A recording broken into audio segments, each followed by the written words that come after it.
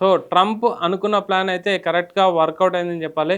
తన social media ట్రూత్‌లో ఒక post చేయడం జరిగింది. ముఖ్యంగా ఇరాన్ అయితే మమ్మల్ని వేడుకుంటుంది. డొనాల్డ్ ట్రంప్ చెప్పినట్టు తమ ఆర్థిక వ్యవస్థ కుప్పకూలిపోయే పరిస్థితిలో ఉందని ఇరాన్ చెప్పినట్లు సోషల్ మీడియాలో అయితే రాసుకొచ్చారు. నాయకత్వంలో విభేదాలను త్వరలోనే పరిష్కరించుకుంటామని ఆ దేశం చెప్పిందని, వారు చేయగలరని ఆశిస్తున్నానని చెప్పుకొచ్చారు. కాగా హార్ముజ్‌లోని ఇరాన్ పోర్ట్‌లను యూఎస్ బ్లాక్ చేయడంతో ఆ దేశ ఆయిల్ దిగుమతులైతే ఆగిపోయాయని చెప్పడం జరిగింది. ముఖ్యంగా ఇరాన్ తమను వేడుకుంటుందని, మేము ఆర్థికంగా చితికిపోయామని, ఖచ్చితంగా యుద్ధం ఆపాలని తమను వేడుకుంటుందనైతే ట్రంప్ సోషల్ మీడియాలో పోస్ట్ చేయడం జరిగింది. ముఖ్యంగా మనం చూస్తే స్ట్రెయిట్ ఆఫ్ హార్మోజ్ ఎప్పుడైతే క్లోజ్ చేయడం జరిగిందో అప్పటినుంచి కూడా ఇరాన్ కొంచెం అయితే ఆర్థికంగా చితికిపోయింది. ముఖ్యంగా రోజుకొక 5,000 నౌకలను సరఫరా చేసేది ముఖ్యంగా ముడి చమురు పైన ఆధారపడి అంటే వాటిని ఎక్స్‌పోర్ట్ చేసి వాటి ద్వారా వచ్చే డబ్బులతో జీవించే ఒక దేశము. సో, ఇరాన్ మెయిన్‌గా తన అంటే ఆదాయం దానిపైనే ఎక్కువగా ఆధారపడి ఉంటుంది. సో, అలాంటి ఆ విధంగా అయితే ట్రంప్ యొక్క ప్లాన్ చేయడం జరిగింది. ఎప్పుడైతే స్టేట్ ఆఫ్ హార్మోజ్‌ను అంటే బ్లాకేడ్ చేయడం వల్ల అంటే నిర్బంధించడం వల్ల నౌకల రాకపోకలు ఆగిపోవడం జరిగింది. ముడి చమురు సరఫరా అనేది కంప్లీట్ ఆగిపోయింది. సో, ఆయన ట్రంప్ అనుకున్న ప్లాన్ విధంగా అంటే, అంటే ఇంచుమించు ఒక్కరోజు నౌకల సరఫరా ఆగిపోతే ఇంచుమించు $1 మిలియన్ నష్టమైతే ఇరాన్‌కి ఖచ్చితంగా ఉంటుంది. ఒకవైపు యుద్ధానికి సంబంధించిన అంటే ఎక్విప్‌మెంట్లు అరేంజ్ చేయాలి. ఒకవైపు దేశాన్ని నడపాలంటే మాత్రం ఆర్థికంగా వాళ్ళైతే ఆల్రెడీ అంటే ఒక ఇంచుమించు ఒక 2 మంత్స్ నుంచి అయితే అంటే యుద్ధం నడపడం, తర్వాత ఆర్థికంగా వాళ్ళు చితికిపోవడం అంటే వాళ్ళ దేశానికి సంబంధించిన అన్ని సదుపాయాలు కూడా కట్ అయిపోవడం జరిగింది. చాలా దీనమైన స్థితిలో ప్రెజెంట్ ఇరాన్ ఉందని, మమ్మల్ని వేడుకుంటుందని ఖచ్చితంగా ట్రంప్ అయితే చెప్పడం జరిగింది. మేమైతే ట్రంప్ డైరెక్ట్‌గా అనౌన్స్‌మెంట్ కూడా చేయడం జరిగింది. మేము యుద్ధంలో గెలిచాము. ఇరానే మమ్మల్ని వేడుకుంటుంది యుద్ధం ఆపమనేసి ప్రెజెంట్ ట్రంప్ అనౌన్స్‌మెంట్ చేయడం జరిగింది.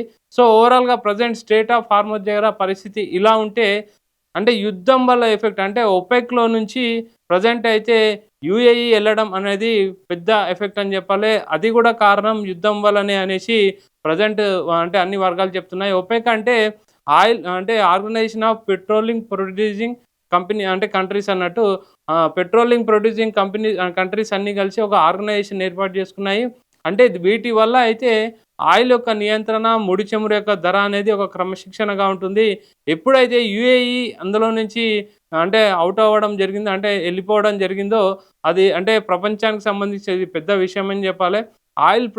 అంటే పెట్రోలియం ప్రొడ్యూసింగ్ కంట్రీస్‌లో నుంచి ఒపెక్‌లో నుంచి ఎళ్ళిపోవడం అనేది చాలా పెద్ద విషయం.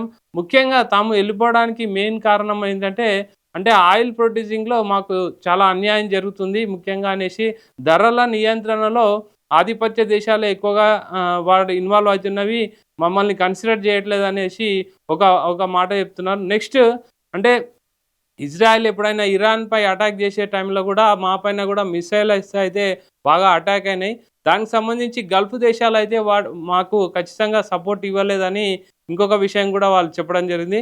ఓవరాల్‌గా సో, ఆర్థికంగా మేము గూడా ఆ ఒపెక్ నుంచి సెపరేట్ అవ్వాలని ఫిక్స్ అయిపోయినాం. సో, అందుకోసమే మేము ఒపెక్ నుంచి అయితే క్విట్ అవుతున్నాం అనేసి వాళ్ళు చెప్పడం జరిగింది. ముఖ్యంగా ఒపెక్ నుంచి యూఏఈ క్విట్ అయితే మాత్రం అమెరికాకైతే ఒక మంచి విషయం అని చెప్పాలి. అంటే ఇంచుమించు అమెరికాకు ఒక 20% దాకా ఆయిల్ అయితే యూఏఈ సరఫరా చేస్తుంది. దీనివల్ల అయితే 20% నుంచి 40% అవ్వచ్చు. సో, అటు యూఏఈకి లాభమే, తర్వాత అమెరికాకు కూడా లాభమే. ఇటు ఇండియా వైస్ ఆలోచిస్తే ఖచ్చితంగా యూఏఈ నుంచి ఇంచుమించు మనం అయితే 20% అయితే ఆయిల్‌ని మనం ఇంపోర్ట్ చేసుకుంటున్నాం. సో, ఇప్పుడు అది ఇంపోర్ట్ ఎక్కువవుతుంది. ప్లస్ మనకు ధర కూడా తక్కువలో వస్తుందనేసి ఎక్స్‌పర్ట్ చెప్పడం జరిగింది. సో, అంటే ఒపెక్‌లో నుంచి యూఏఈ ఎళ్ళడం అనేది అమెరికాకు ప్లస్ పాయింటే అండ్ ఇండియాకు కూడా ప్లస్ పాయింటే. సో, ఇండియాకి ఆ విధంగా తగ్గిన ముడి చమురు రావడం అనేది పెట్రోల్ అండ్ డీజిల్ పైన కూడా ఎఫెక్ట్ ఉంటుంది. సో, ఆ విధంగా మనకు అంటే డీజిల్ గానీ, పెట్రోల్ గానీ తగ్గే అవకాశం ఉందనేసి ఎక్స్‌పర్ట్స్ అయితే ప్రజెంట్ చెప్తున్నారు. సో, ఇదంతా జరగాలంటే ఫస్ట్ స్ట్రెయిట్ ఆఫ్ హార్మోజ్ అనేది ఓపెన్ అవ్వాలి. స్ట్రెయిట్ ఆఫ్ హార్మోజ్ ఓపెన్ అవ్వాలంటే ఖచ్చితంగా అమెరికా గానీ, ఇరాన్ మధ్య గానీ డీల్ అనేది ఖచ్చితంగా కుదరాలి. ఒకవేళ అది కుదిరి ఓకే అయిపోతేనే నౌకల సరఫరా స్టార్ట్ అయిపోతేనే మనకు ముడి చమురు వస్తుంది. ప్రపంచ దేశాలకు గూడా ముడి చమురు షార్టేజ్ అయితే ప్రజెంట్ ఉంది.